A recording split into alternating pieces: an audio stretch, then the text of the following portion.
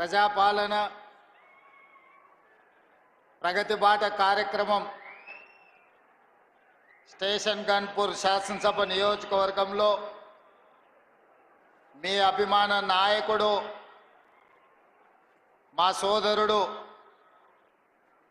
పెద్దలు కడియం శ్రీహరి గారి అధ్యక్షతన నిర్వహించి ఈ కార్యక్రమానికి నాతో పాటు ముఖ్య అతిథులుగా ఉమ్మడి వరంగల్ జిల్లా ఇన్ఛార్జ్ మంత్రివర్యులు పొంగులేటి శ్రీనివాసరెడ్డి గారు, అదేవిధంగా ఈ కార్యక్రమంలో సహచర మంత్రివర్గ సభ్యురాలు శ్రీమతి సీతక్క గారు, అదేవిధంగా సోదరీమణి మంత్రివర్గ సహచరులు శ్రీమతి కొండా సురేఖ గారు, అదేవిధంగా శాసన సభ్యులు రేవూరి ప్రకాష్ రెడ్డి గారు, అదేవిధంగా నాగరాజు గారు, నాయని రాజేందర్ రెడ్డి గారు, యశస్విని రెడ్డి గారు, గండ్ర సత్యనారాయణరావు గారు, అదేవిధంగా శాసన మండలి సభ్యులు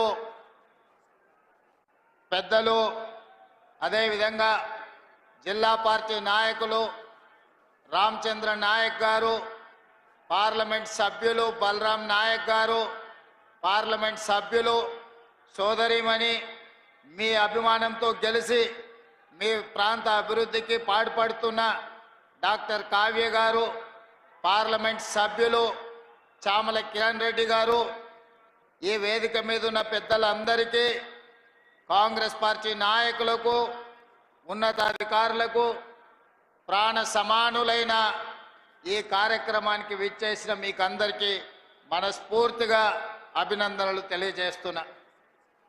మిత్రులారా, ఈ కార్యక్రమం ఒక రాజకీయ పార్టీ రాజకీయాల కోసం ఏర్పాటు చేసిన కార్యక్రమం కాదు.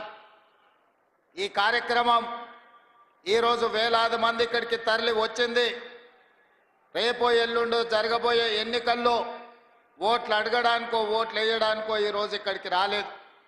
ఇక్కడికి మా ఆడబిడ్డలు వేలాదిగా తరలి వచ్చింది. స్టేషన్ గన్పూర్ అభివృద్ధిలో భాగంగా పెద్దలు కడియం శ్రీహరి గారు తీవ్రమైన కృషి చేసి ఈ ప్రభుత్వం మీద ఒత్తిడి తెచ్చి 800 కోట్ల రూపాయలతోని స్టేషన్ గన్పూర్ శాసనసభ నియోజకవర్గాన్ని అభివృద్ధి పదం వైపు నడిపించాలని పట్టుదలతోటి ఈరోజు 800 కోట్ల రూపాయల నిధులు మంజూరు చేయించి మిమ్మల్ని అందరినీ ఇక్కడికి ఆహ్వానించడం జరిగింది.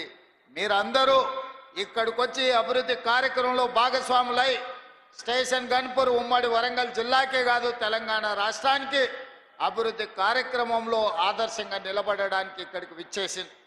మిత్రులారా, ఈరోజు ఈ ఓరుగల్లుకు ఒక గొప్ప చరిత్ర ఉన్నది.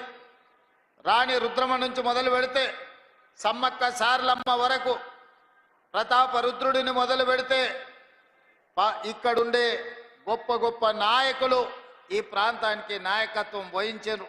ఒక కాళోజీ కావచ్చు, ఒక దశరథి గారు కావచ్చు, లేకపోతే ఈ ప్రాంతం నుంచి దొడ్డి కొమరయ్య గారు కావచ్చు, లేకపోతే సర్దారు సర్వాయి పాపన్న గౌడు కావచ్చు, దాశరథి కావచ్చు, పాల్కుర్తి సోమన్న గారు కావచ్చు.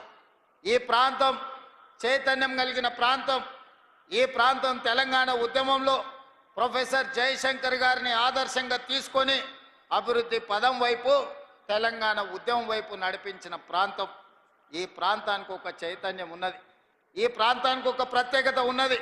ఈ ప్రాంతం తెలంగాణ రాష్ట్రానికి ఆదర్శంగా నిలబడడమే కాదు, తెలంగాణ ప్రాంతానికి సమస్య